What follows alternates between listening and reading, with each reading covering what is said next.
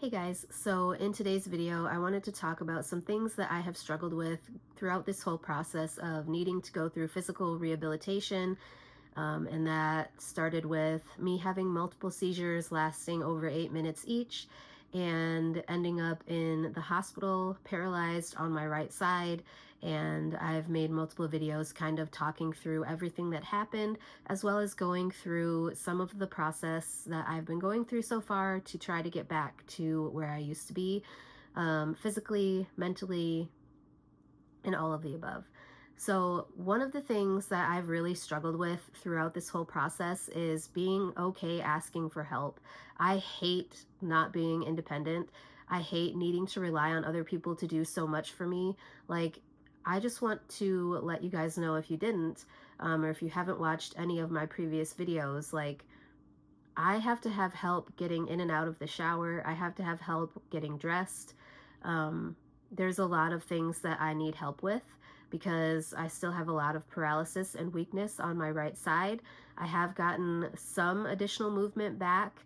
From the time that I was in the hospital, I was able to wiggle my toes on my right foot, but now I currently am able to move my right thumb and my right index finger. So I am making progress. It's just very, very slow. This happened almost 3 months ago now, so it's been a long process. And you guys might think that that's not a long time, but when you are someone who has been independent and living on their own since they were 18 years old, and, independent, working, not disabled, like, it's a lot. It's a lot to have to need someone to help you take a shower. It's a lot to have to ask for help getting places. Like, I'm currently unable to drive, and because I had seizures, in the state of Michigan, we have a law where I have to be seizure free for at least 6 months before I'm allowed to drive again. So we're looking at June of 2025 at the minimum until I am allowed to drive again.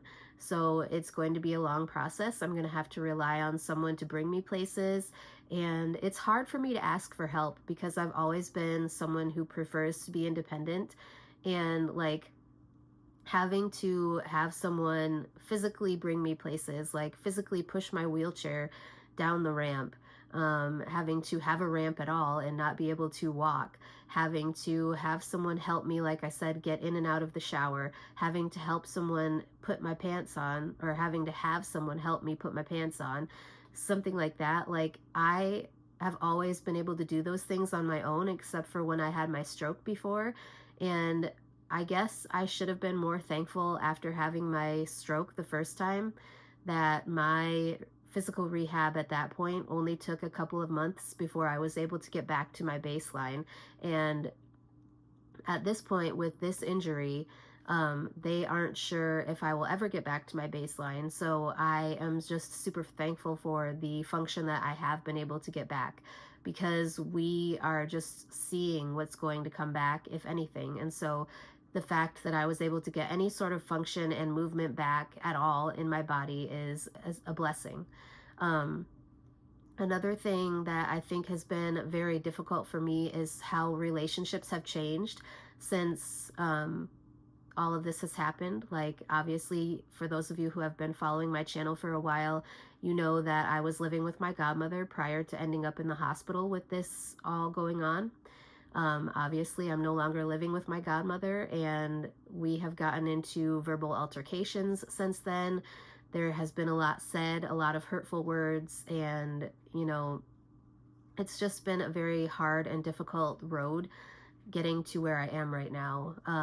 Relationship with my mother, where I thought we were going on a positive note, has not been very positive lately. I'm trying my best to just stay away from controversial topics and just talk about things that are kind of insignificant. Give her positive updates when I have positive news to share. Otherwise, I just really don't say much of anything. Um, it's basically minimal contact at this point. Um, I am doing my best to stay positive, but a lot of this is really depressing and difficult. And I think, as someone who lives with multiple chronic illnesses, even before all of this happened, like, I have learned that You know, people view you differently when they know that you have multiple chronic illnesses. A lot of times people don't know how to address you. They don't know how to talk about it. They don't know what to say to you, or they don't know how to say things to you. They just might, a lot of people don't understand. They don't understand the struggle of living with multiple chronic illnesses. They don't understand the struggle of being different from everyone else around you. They don't understand that chronic illnesses can be different from day to day, hour to hour, even minute to minute. And they might think that you're faking things. It's just very difficult to even try to explain certain things to people without having them ask like a million and one questions that sometimes you just might not have the answer to. Um, I know that, like, with this issue, this injury that I have right now, there are a lot of questions. There's a lot more questions than there are answers right now. And I know that that's difficult because, like, my mom has had a lot of questions about everything that I just don't have the answer to. And like my rehab specialists don't have the answers to these questions. Like the rehab doctors that I'm working with don't have answers. If they don't have answers, how could I possibly have any answers? All I can say is that at this point, I'm trying to stay as positive as I possibly can, trying to work as hard as I possibly can to be as independent as I possibly can at the end of all of this. And so it's just been a very long road. And I think that one of the, like I said, the hardest things is watching relationships change, watching relationships go away. Um, Knowing that there's absolutely nothing that you can do to change things, and like even though you're working as hard as you possibly can, just watching everything that you've dreamed of and everything that you've worked so hard for go down the toilet. um, it's very, very difficult, and there is more to the story that I'm just not comfortable sharing on YouTube at this point, but maybe one day eventually I'll be willing to share. So if you guys are curious, you know, I'm willing to share so much of my life that there's just some things that I'm not comfortable with that eventually I might be comfortable with. So, you know, I don't share every little aspect of my daily life on YouTube, but I do share quite a bit. And so you guys know quite a bit about my personal life and the things that I've gone through. It's just very difficult at the end of the day to know that certain things are happening that are just completely outside of my control. Um, so yeah, I guess wanted to share with you, you know, if you're going through something similar, just know that it's okay to have a difficult time accepting certain things about your situation. It's okay to be frustrated. It's okay to be angry. It is okay to feel all of the emotions that you're feeling because this is something traumatic that happened to you. Like, there are so many emotions that go along with the illness that I was just diagnosed with.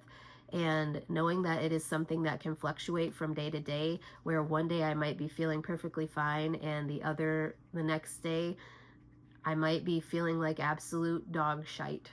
You know, like it's a lot. So I am currently working through this process of accepting everything that I've been diagnosed with, and also working on potentially being diagnosed with other things as well. So there's testing that is still going on. It is a process of trying to figure out what's going on with my peripheral vision and everything else, because there might be additional diagnoses in the future. So just stay tuned. I definitely appreciate all of your support and all of the positive thoughts and positive vibes and prayers and everything else that people have been sharing with me throughout this whole entire process. It's just been a lot for me to accept on a daily basis. So with that being said, if you guys have any questions or comments, leave them in the comments down below. If I don't respond in the comments, please know that I am most likely making a video response to you. It may be a little bit before I'm able to post that just because of how far behind I am in uploading, but I will eventually get to that response. But yeah, otherwise, if there's any topics you guys would like me to discuss on my channel in the future, let me know that as well, and I will talk to you guys in my next video.